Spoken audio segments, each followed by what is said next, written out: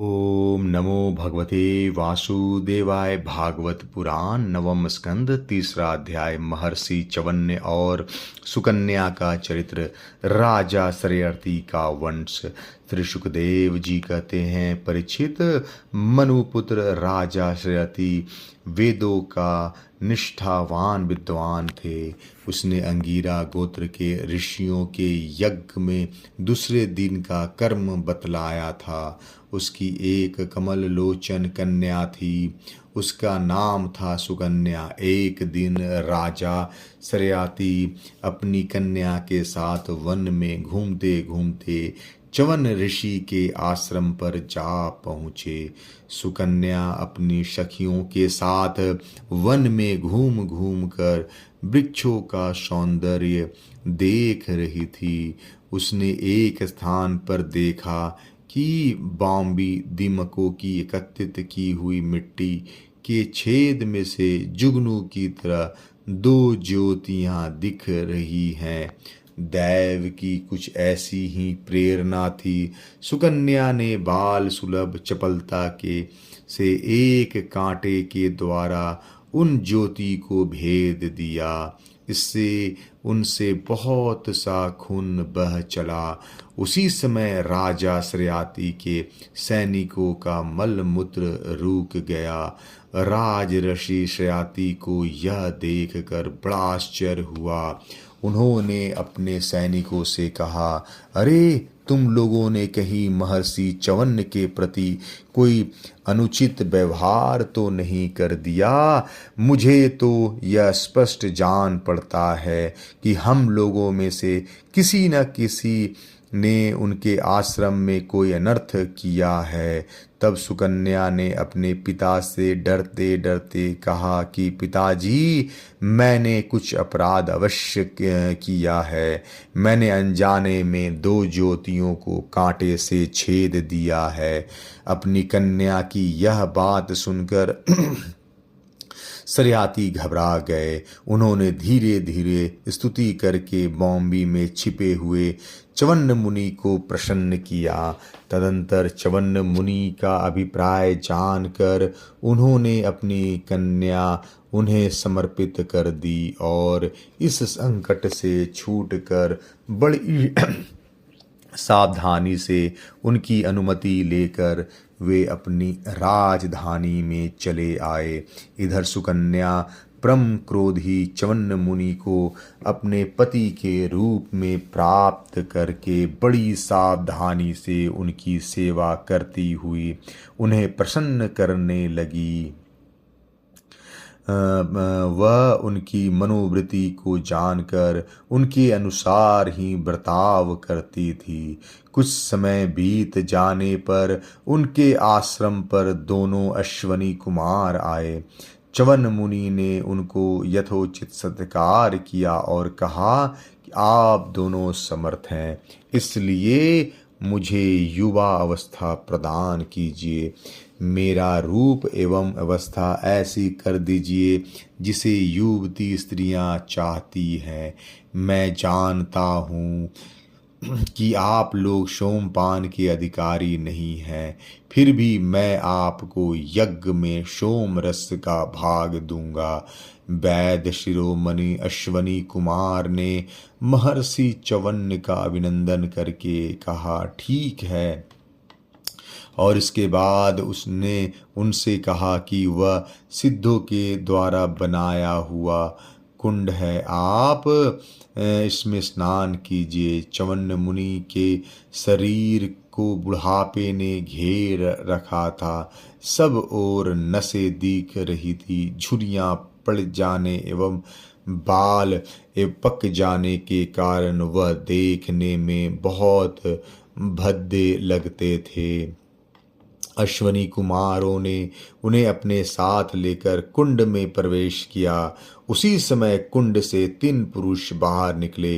वे तीनों ही कमलों की माला, कुंडल और सुंदर वस्त्र पहनने एक से मालूम होते थे। वे बड़े ही सुंदर और एवं स्त्रियों को प्रिय लगने वाले थे।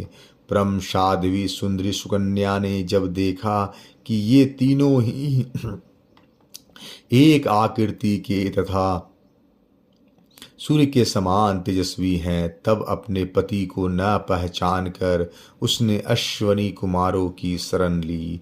उसके पातिव्रत से अश्वनी कुमार बहुत संतुष्ट हुए। उन्होंने उसके पति को बतला दिया और फिर च्यवन मुनि से आज्ञा लेकर विमान के द्वारा वे स्वर्ग को चले गए। कुछ समय बाद यज्ञ करने की इच्छा से राजा श्रयाति च्यवन मुनि के आश्रम पर आए। वहां उन्होंने देखा कि उनकी कन्या सुकन्या के पास एक सूर्य के समान तेजस्वी पुरुष बैठा हुआ है। सुकन्या ने उनके चरणों की वंदना की। शर्याती ने उन्हें आशीर्वाद नहीं दिया और कुछ अप्रसन्न से होकर बोले, दुष्ट दुष्टे दुष्टे यही उसी समय दुष्टे तूने क्या किया? क्या तूने सबके वंदनीय च्यवन मुनि को धोखा दे दिया? अवश्य ही तूने उनको बूढ़ा और अपने काम का न समझकर छोड़ दिया और अब तू इस राह चलते हुए जार पुरुष की सेवा कर रही है। तेरा जन्म तो बड़े ऊंचे कुल में हुआ था। यह उल्टी बुद्धि तुझे कैसे प्राप्त हुई? तेरा यह व्यवहार तो कुल में कलंक लगाने वाला है। अरे राम राम, तू निर्लज्ज होकर जार पुरुष की सेवा कर रही है और इस प्रकार अपने पिता और पति दोनों के वंश को घोर नरक में ले जा रही है। राजा श्रयति के इस प्रकार कहने पर पवित्र मुस्कान वाली सुकन्या ने मुस्कुराकर कहा, पिताजी, ये आपके जामाता स्वयं भृगुनंदन महर्षि च्यवन ही हैं। इसके बाद उसने अपने पिता से महर्षि च्यवन के यौवन और सौंदर्य की प्राप्ति का सारा वृतांत कह सुनाया। वह सब सुनकर राजा श्रयाति अत्यंत विस्मित हुए और उन्होंने बड़े प्रेम से अपने पुत्री को गले से लगा लिया। महर्षि च्यवन ने वीर श्रयाति से सोम यज्ञ का अनुष्ठान करवाया और सोमपान के अधिकारी न होने पर भी अपने प्रभाव से अश्विनी कुमारों को सोमपान कराया। इंद्र बहुत जल्दी क्रोध कर बैठते हैं, इसलिए उनसे यह सहा न गया। उन्होंने चिढ़कर श्रयाति को मारने के लिए वज्र उठाया। महर्षि च्यवन ने वज्र के साथ उनके हाथ को वहीं स्तंभित कर दिया। तब सब देवताओं ने अश्वनी कुमारों को सोम का भाग देना स्वीकार कर लिया। उन लोगों ने वैध होने के कारण पहले अश्वनी कुमारों का सोमपान से बहिष्कार कर रखा था। परीक्षित, शयाति के 3 पुत्र थे, उतानवही, अनर्त और भूरिसेन। अनर्त से रेवत हुए। महाराज रेवत ने समुद्र के भीतर कुशस्थली नाम की एक नगरी बसाई थी। उसी में रहकर वे अनार्त आदि देशों का राज करते थे। उनके 100 श्रेष्ठ पुत्र थे, जिनमें सबसे बड़े थे कुकुंदी। कुकुंदी अपनी कन्या रेवती को लेकर उसके लिए वर पूछने के उद्देश्य से ब्रह्मा जी के पास गए। उस समय ब्रह्मलोक का रास्ता ऐसे लोगों के लिए बेरोक टोक था। ब्रह्मलोक में गाने बजाने की धूम मची हुई थी। बातचीत के लिए अवसर न मिलने के कारण वे कुछ क्षण वहीं ठहर गए। उत्सव के अंत में ब्रह्मा जी को नमस्कार करके उन्होंने अपना अभिप्राय निवेदन किया। उनकी बातें सुनकर भगवान ब्रह्मा जी ने हंसकर उनसे कहा, महाराज, तुमने अपने मन में जिन लोगों के विषय में सोच रखा था वे सब तो काल के गाल में चले गए।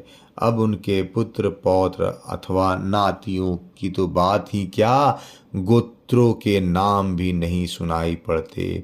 इस बीच में 27 चतुर्युगी का समय बीत चुका है, इसलिए तुम जाओ। इस समय भगवान नारायण के अंशावतार महाबली बलदेव पृथ्वी पर विद्यमान हैं। राजन, उन्हीं नर रत्न को यह कन्या रत्न तुम समर्पित कर दो, जिनके नाम लीला आदि का श्रवण कीर्तन बड़ा ही पवित्र है। वही प्राणियों के जीवन सर्वस्व भगवान पृथ्वी का भार उतारने के लिए अपने अंश से अवतीर्ण हुए हैं। राजा कुकुंदी ने ब्रह्मा जी का यह आदेश प्राप्त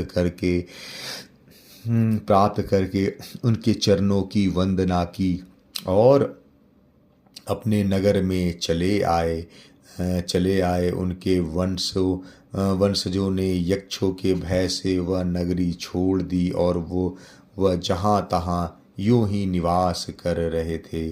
राजा कुकुंदी ने अपनी स्वर्ग सुंदरी पुत्री परम बलशाली बलराम जी को सौंप दी और स्वयं तपस्या करने के लिए भगवान नर नारायण के आश्रम बद्री वन की ओर चल दिए। तीसरा अध्याय समाप्त। जय श्री कृष्ण।